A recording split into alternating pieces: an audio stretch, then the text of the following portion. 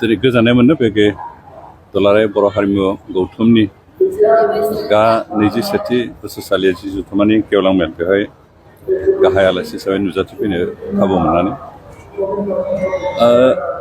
हारिमु बे सोदोबानो बर'नि सोदोमस्रिया बेसेबां गोजौ थाखोआव दं बेखौ बुजियो।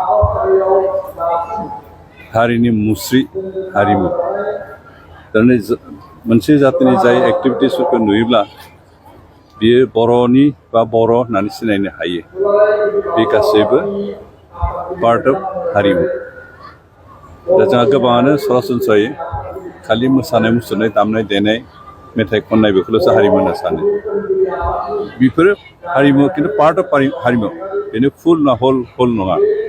दा हल जानोबा जों बर'फोरनि जेसेबां एक्टिभिटिस मावनाय दांनाय गाननाय जोमनाय जानाय लोंनाय न' लुनाय हुदा बे मोसानाय मुसुरनाय दामनाय देनाय बे गासैखौबो लानानैसो मोनसे हारिमु।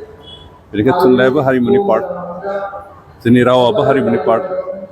जों जे जायो जेनेबा अनलाजों दाउजों संनाय, अनलाजों सबायजों संनाय, बेनिफ्राय अमाजों अमा बेदर जानाय, अनलाजों दाउजों खुमब्राजों संनाय बे बर'फोरनिनो मोनसे सिनायथि। खारन गुबुन जाथिया बेबायदि जाया। नाफाम जानाय बे बर'निनो मोनसे फुड हेबिट खिन्थु पार्ट अफ कालचार। बेनिखायनो बेबो जोंनि मोनसे कालचार। बेनिफ्राय जोंहा बर'फोरनि जिथु न' लुनाय सिस्टेम दा अबयसे बे सिस्टेमाव लुलिया। गोदोब्ला जोंहा न'आ बेखौ मोनब्रै थायोमोन। साहानिया मेन न' बेखौ जों न'मा न' होनना बुङो। साहा जोंहा न'मा न' थाथारनांगोन। सानजाहा जोंहा बाख्रि न' थायो। सोनाबथिं न'सा बा आलासि न' थायो। खोलाहा गलि। बेयो जोंनि आबै आबौनि समनिफ्राय लुनाय मोनसे सिस्टेममोन। बेबो जोंनि बर'नि कालचार। दा बिदिनो बे गासैखौबो लानानै एभ्रिडे एक्टिभिटिसाव जायफोर एक्टिभिटिसनि गेजेरजों बे बर'नि होननानै सिनायनो मोनो बेनो जोंनि बर'नि कालचार, बर'नि हारिमु। बेनिखाय दिनै हारिमुनि गेजेरजों मोनसे जातिया मोनसे जातिनि रोखा सिनायथिखौ मोननो हायो। बेनिखायनो जाति मोनसेनि सिनायथियानो जाबाय हारिमु। जों बेनिखायनो हारिमुखौ फोथांना लाखिनांगौ। हारिमुनि मोनफ्रोमबो पार्टखौ जों फोथांना लाखिनायजों लोगोसे बेखौ जौगाखांहोनांगोन। कारण हारिमुवा जोंहा गोजौ जायोबा बे हारियाबो गोजौ होननानै सिनायथि मोनो।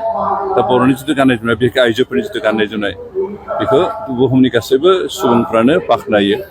जे मोनसे सिभिलाइज जातिनि सिभिलाइज ड्रेस होननानै बुङो।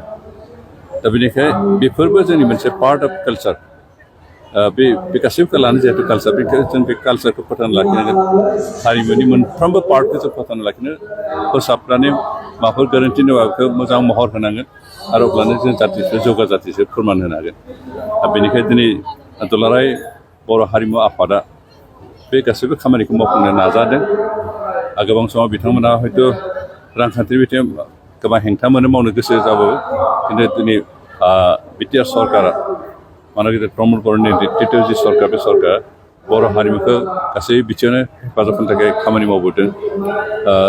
आरो आसा खालामदों फैगौ समाव दुलाराय बर' हारिमु आफादा बे बर'नि हारिमुखौ आरो गोजौ थाखोआव लांबावनो थाखाय खामानि मावलांबाय थागोन। बिथांमोना थांनाय समफ्राव जिखिनि मावबाय बेनो थोजासे नङा आरो मावबावनांगोन।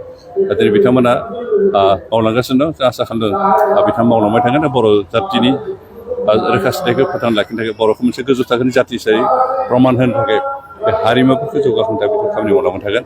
आरो आसा खालामदों जे बिथांमोननि बे नाजानायाव बर'आ मोनसे गोजौ थाखोनि सोदोमस्रि गोनां मोनसे जाति हिसाबै जौगाखांनो हागोन। दिनै राजखान्थियारि हिसाबै जोंहा उदांस्रि गैयाबाबो आलादा रायजो गैयाबाबो जों जे मोनसे आलादा जाति बिनि रोखा फोरमानखौ नैबे हारिमुवानो जोंनो दिन्थिबाय थादों। सोर बर' हारिमु आफादा इउनिभार्सिटियाव मोनसे आयदा फोरोंगिरिनि दासिमबो जेंनाया जाबाखै फोरोंगिरिनि गोनांथि। दा नोंथांमोना सरकारा दं हिसाबै दिनै जिखिनि सरकारनि दायथ' बे फोरोंगिरि थिसननाय बेनि माबाफोर सिन्था राखा दङ? ओरैनो बर'नि जिथु हारिमु बेखौ स्टाडि खालामनो थाखाय दा इउनिभार्सिटियाव सोसननायनि बाथ्रा फैदों। दा इउनिभार्सिटिनि फोरोंगिरि जानोबा अन्तत जाय आयदाखौ फोरोंगोन बिनि सायाव रिसार्च खालामनानै डक्टरेट डिग्रि थानाय जानांगौ। दा बर'फोरनि गेजेराव बेबायदि रोंगौथि गोनां मोनसे मोनथ'नो हायाखै। बेनिखायनो जदिअ माबादों मावगोन दा बर' हारिमु आफादा बेखौ नाजादों अब्लाबो बेबायदि क्वालिफाइड बा रिकुइजिट क्वालिफिकेसन गोनां बायदि फोरोंगिरि जों मोननो हायैखाय बेखौ मावफुंनो हायाखै खिन्थु थेवबो जिहेतु स्टार्टिं बे गिबि माबानाय जाय स्टार्ट खालामजेननाय जागोन बेनिखायनो हयथ' जों किसु रिलेक्सेसन खालामनानैबाबो फोरोंगिरि सोसननाय बाथ्राखौ साननो गोनां जानो हागौ आरो बेखौ जों सरकार हिसाबै सिन्था चर्चा खालामगोन। Thank you